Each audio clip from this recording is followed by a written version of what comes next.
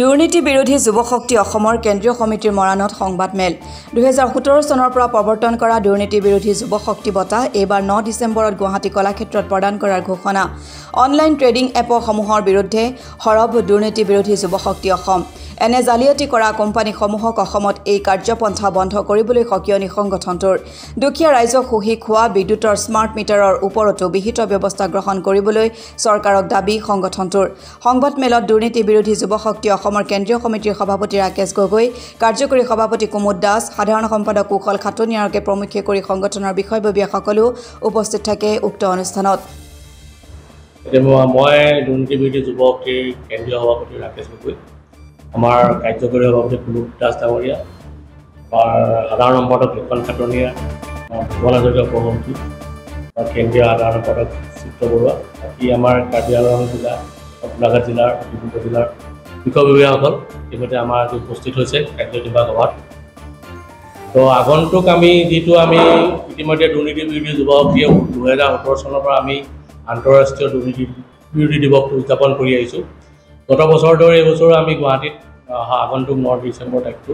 বৃহৎ কাৰ্যসূচীৰে আমি এদিনীয়াকৈ অনুষ্ঠিত কৰিবলৈ বিচাৰিছোঁ তাৰ কাৰণে আমি গুৱাহাটী কলাক্ষেত্ৰত অনুষ্ঠিত হ'ব তাৰ কাৰণে আমি সংবাদ জগতৰ পৰা আদি কৰি আৰক্ষী বিষয়া আৰু সামাজিকভাৱে প্ৰতিষ্ঠিত যিসকল মানুহে সমাজৰ প্ৰতি দায়বদ্ধতা আগবঢ়াইছে যুৱ ব্যৱসায়ী এনেকৈ কৰি 5টা শিতানত আমি এবাৰো বঁটা ৰাজ্যিক ভিত্তিত প্ৰদান কৰিবলৈ আমি সিদ্ধান্ত গ্ৰহণ কৰিছোঁ আৰু তাৰ কাৰণে আমি ইতিমধ্যে আজি সভাই 5জনীয়া জুৰি সমিতিখন গঠন কৰিবৰ কাৰণে সিদ্ধান্ত কৰিছে য'ত নেকি তেওঁলোকে এই বঁটা প্ৰাপ্তসকলৰ প্ৰতিখন জিলাৰ পৰা যিসকল বঁটা প্ৰাপ্তৰ নাম প্ৰেৰণ কৰা হ'ব তেওঁলোকৰ নামবিলাক বিবেচনা কৰি তেওঁলোকে পৰৱৰ্তী সময়ত আমি তেওঁলোকক বঁটা প্ৰদান কৰিম আৰু বঁটা প্ৰদান কাৰ্যসূচীটো খুব গাম্ভীৰ্যপূৰ্ণভাৱে আমি অনুষ্ঠিত কৰিবলৈ লৈছোঁ তাৰ কাৰণে আপোনালোক সকলোৰে সহযোগিতা আমি অসমবাসীৰ সহযোগিতা আমি কামনা কৰিছোঁ আৰু লগতে আমি এই বিষয়ে আজি সভাই আমি সিদ্ধান্ত কিছুমান কৰিছোঁ অসমত বিশেষকৈ বহু ধৰণৰ এই যি আমাৰ বিভাগসমূহত চলি থকা অনিয়ম অনীতিৰ বিষয়ে আমি আমাৰ সভাই আজি সিদ্ধান্ত কৰিছে তেওঁলোকৰ প্ৰতি আমি তেওঁলোকৰ যিখিনি কাৰ্যপন্থা তেওঁলোকৰ তথ্য প্ৰমাণ আমি গ্ৰহণ কৰি পৰৱৰ্তী পৰ্যায়ত ৰাইজৰ মাজলৈ আমি আগুলিয়াই নিয়াৰ লগতে আইনী ব্যৱস্থা গ্ৰহণ কৰিবলৈ আমি আজি সভা সিদ্ধান্ত কৰিছোঁ আৰু লগতে অসমত চলি থকা যিসমূহ আমাৰ অনলাইন ট্ৰেডিং এই বিষয়ে আমি আজি 3 মাহৰ আগতে আমি সংবাদ মাধ্যমৰ যোগে অৱগত কৰিছিলোঁ এতিয়া বহুসকল ট্ৰেডিং কোম্পানী ইতিমধ্যে অসমৰ পৰা পলায়ন কৰিছে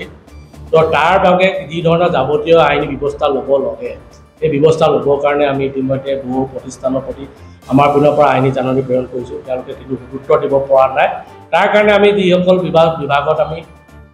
অভিযোগ দিব লাগে যি ধৰণে চৰকাৰে বিভাগসমূহ তেওঁলোকক কাৰ্য পৰিচালনা চোৱা চিতা কৰে সেইসকলৰ বিষয়ে আমি ইতিমধ্যে আজি সভাই আমি অভিযোগ আমাৰ দাখিল কৰিবৰ কাৰণে আৰু লগতে আইনী বিভাগে কেনেকৈ ধৰণে আগবাঢ়িব পাৰে তাৰ সিদ্ধান্ত গ্ৰহণ কৰিছোঁ তেওঁলোকৰ যিসকলে ফ্ৰড কোম্পানী ইতিমধ্যে অসমত চলি আছে তেওঁলোকক আমি আজি এই সভাৰ পৰা এই সংবাদ মাধ্যমৰ যোগেদি সকীয়াই দিব বিচাৰিছোঁ যাতে তেওঁলোকৰ কাৰ্যপন্থা অসমত বন্ধ কৰক খাটি খোৱা মানুহৰ যাতে পইচাবিলাক তেওঁলোকে লুণ্ঠিত কৰি পেলাই অসমৰ পলাই নাযায় আৰু তাত চবতছে এই বিষয়টোত বাহিৰৰ কোম্পানীবিলাকক বৰপীৰা পাৰি আনি দিছে কিন্তু আমাৰ অসমৰ স্থানীয় ব্যক্তি হ'ল আৰু তেওঁলোককো আমি সতৰ্ক কৰি দিব বিচাৰিছোঁ আৰু বহুতে আমাক ইতিমধ্যে আমাক ইতিকিমো কৰিছে আৰু ক'বও বিচাৰিছে যে তেওঁলোকে বিভাগীয় অনুমতি পত্ৰ প্ৰদান কৰা আছে এই সকলোবিলাক বিষয়ে আমি তেওঁলোকক আইনী প্ৰক্ৰিয়াৰ দ্বাৰাই আমি অৱগত কৰিম তেওঁলোকৰ লগত আমি মুখ চুপতি মাৰি আমি তেওঁলোকৰ লগত যুক্তি তৰ্ক কৰিবলৈ নাই আইনে যি ব্যৱস্থা গ্ৰহণ কৰিব সেইমতে আমি আগবাঢ়িম আৰু লগতে সভাই আৰু এটা সিদ্ধান্ত কৰিছে চৰকাৰীক আমি এই সিদ্ধান্তই অসমৰ সৰ্বসাধাৰণ ৰাইজক যিটো আমাৰ বিদ্যুতৰ স্মাৰ্ট মিটাৰ প্ৰদান কৰি যি ধৰণে লুণ্ঠন কৰিবলৈ লৈছে এই ক্ষেত্ৰত চৰকাৰে যদি বিহিত ব্যৱস্থা নকৰে চৰকাৰ সৰ্বসাধাৰণ মানুহ যিসকল লোকৰ আগতে 1500 টকাৰ মাহেকীয়া বিল আহিছিলে আজি তাৰিখত 4000 5000 টকা তেওঁলোকৰ বিল আহি গ'লে তো হাতী খোৱা যিখন মধ্যবিত্ত মানুহ তেওঁলোকে এই আৰ্থিক এই অনাটনৰ মাজত আমি কি ধৰণে বিদ্যুতৰ বিল আদায় কৰিম এই ক্ষেত্ৰত সংশ্লিষ্ট আমাৰ অসম চৰকাৰ মাননীয় মুখ্যমন্ত্ৰীক আমি সভাৰ পৰা আজি আহ্বান কৰোঁ যাতে বিদ্যুতৰ মাচুলৰ ক্ষেত্ৰত তেওঁলোকৰ চৰকাৰে গুৰুত্ব প্ৰদান কৰি ইয়াৰ ওপৰত বিহিত ব্যৱস্থা ব্যুৰ ৰিপৰ্ট অসম টুডে।